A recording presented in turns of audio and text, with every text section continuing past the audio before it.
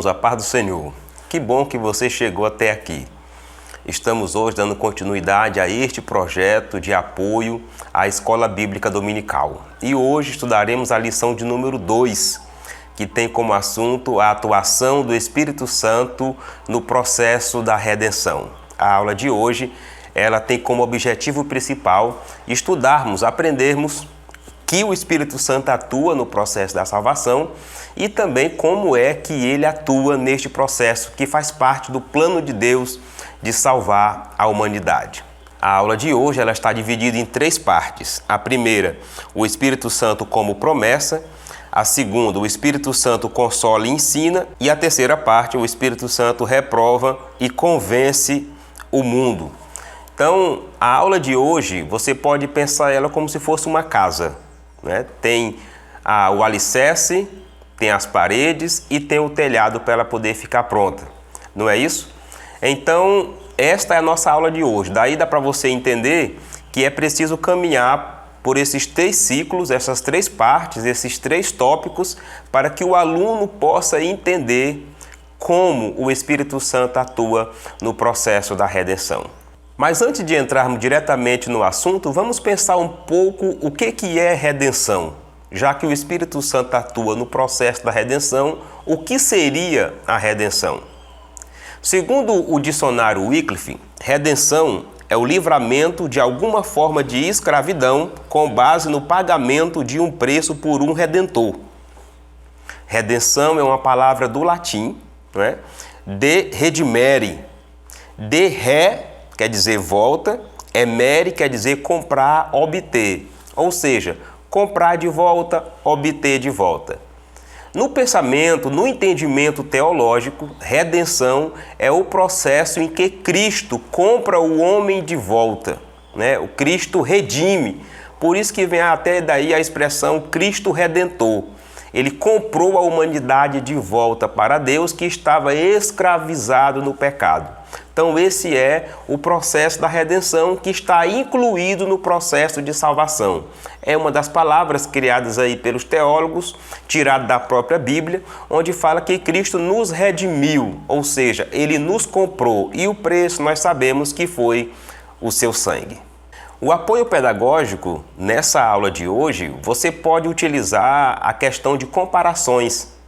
Tá? Começa a sua aula comparando ou perguntando para os seus alunos como que é um trabalho de um professor, né? Como que é o trabalho numa escola, quais as funções, em que é dividido o trabalho na escola. A construção de uma casa, por exemplo, a construção de um prédio, né? Como que ele é feito? Tem o trabalho do engenheiro, tem do arquiteto, do mestre de obra, do pedreiro, cada um tem a sua função ali.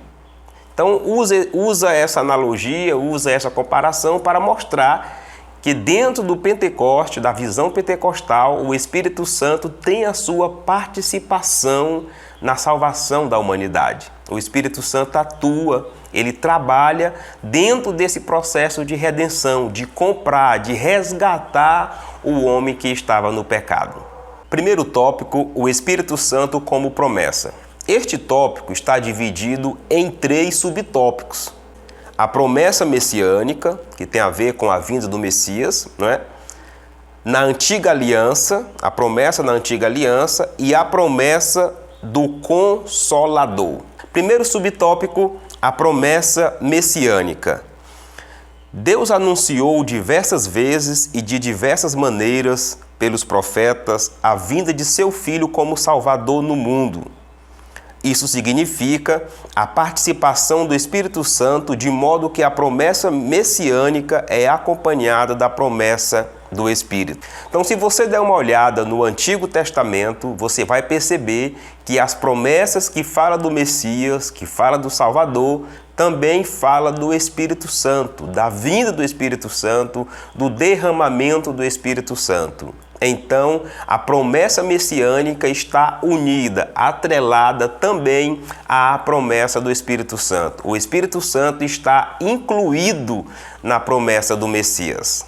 Na antiga aliança, há uma diferença da atuação do Espírito Santo antes e depois do Pentecoste. As múltiplas manifestações do Espírito são conhecidas desde o Antigo Testamento e uma delas era a capacitação de pessoas para obras específicas. Então, aí na revista são abordadas 3 grupos, 3 categorias onde o Espírito Santo atuava. O pastor aí aborda habilidades espirituais, que são as profecias, revelações e milagres. Tem também as aptidões individuais, que ele cita aí Êxodo capítulo 31 e versículo 3, que são as obras artísticas, não é isso? E habilidade para liderança militar e política. Então, com isso, a lição nos mostra que o Espírito Santo já atuava no Antigo Testamento, na Antiga Aliança, na aliança que Deus fez com o povo de Israel, na aliança que Deus fez com o povo judeu, o Espírito Santo já atuava ali. O que não dizer, por exemplo, da liderança de Moisés? Não é isso? E também do trabalho, toda a força, toda a libertação ocorrida ali no tempo de Sansão. Então, na Antiga Aliança, o Espírito Santo já estava presente e isso já fazia parte da promessa de Deus, da presença do Espírito Santo, da presença de Deus no meio do seu povo. A promessa do Consolador.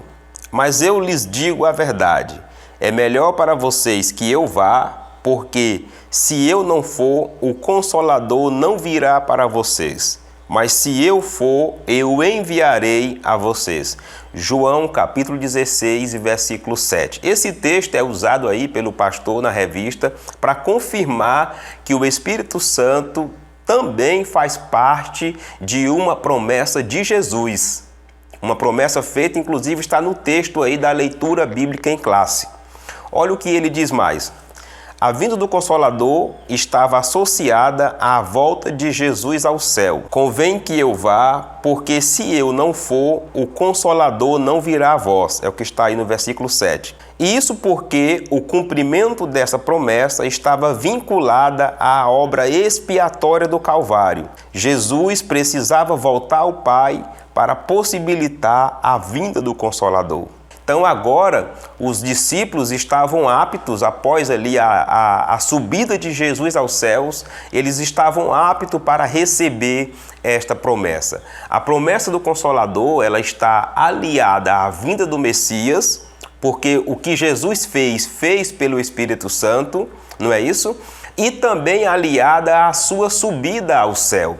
Quando Jesus estava prestes a voltar ao Pai, ele diz, eu vou para o Pai, eu preciso ir para o Pai, porque daí eu vou enviar o Consolador.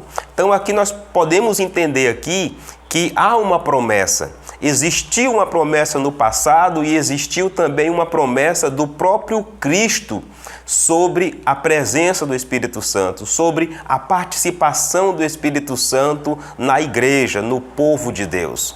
Concluindo este tópico, nós podemos dizer que Deus preparou o mundo através de promessa para a vinda do Salvador e, consequentemente, da participação do Espírito Santo que atuou tanto no Antigo quanto no Novo Testamento.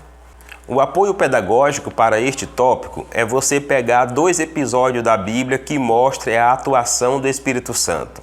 Pegue um do Antigo Testamento, pegue outro do Novo Testamento e mostre que havia uma promessa e havia também já uma atuação do Espírito Santo, tanto no Antigo Testamento quanto no Novo. Se possível, peça para algum aluno ler, algum irmão que esteja na igreja e com certeza isso vai reforçar muito a sua aula.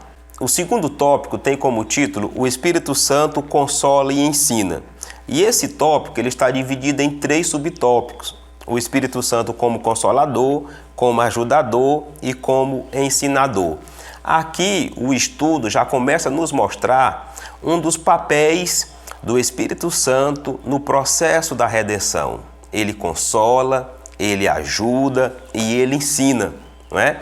Agora nós vamos juntar o primeiro com o terceiro, porque o assunto é muito parecido. Na abordagem aqui da lição, o assunto é muito parecido. Vamos ver aqui, juntando esses 2 subtópicos, o primeiro com o terceiro, o que a lição nos diz.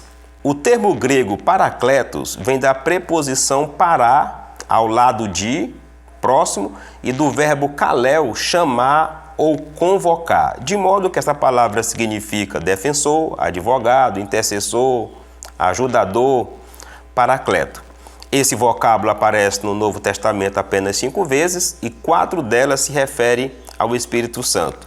A ideia de paracletos é de alguém chamado para estar ao lado, para ajudar. Quando o Novo Testamento foi escrito, ele foi escrito em grego e a palavra usada aí é essa palavra paracleto, que dá a ideia de um ajudador, principalmente aí na área jurídica, né? Como se fosse uma espécie de um advogado.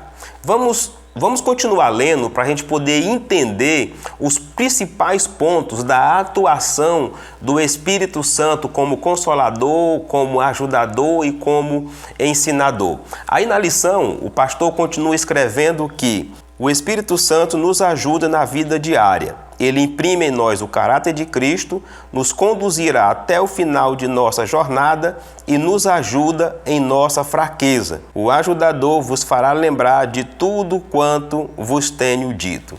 Então, meus irmãos, esse é o papel do Espírito Santo. Vamos meditar direitinho aí o que está escrito? Ele imprime em nós o caráter de Cristo. Irmãos, quem nos ajuda a viver como Cristo, quem nos ajuda a sermos como Cristo, é o Espírito Santo. Às vezes nós queremos mudar alguém, meio que na força, meio que segundo a nossa vontade, meio que segundo o nosso desejo. Mas quem imprime o caráter de Cristo em nós é o Espírito Santo.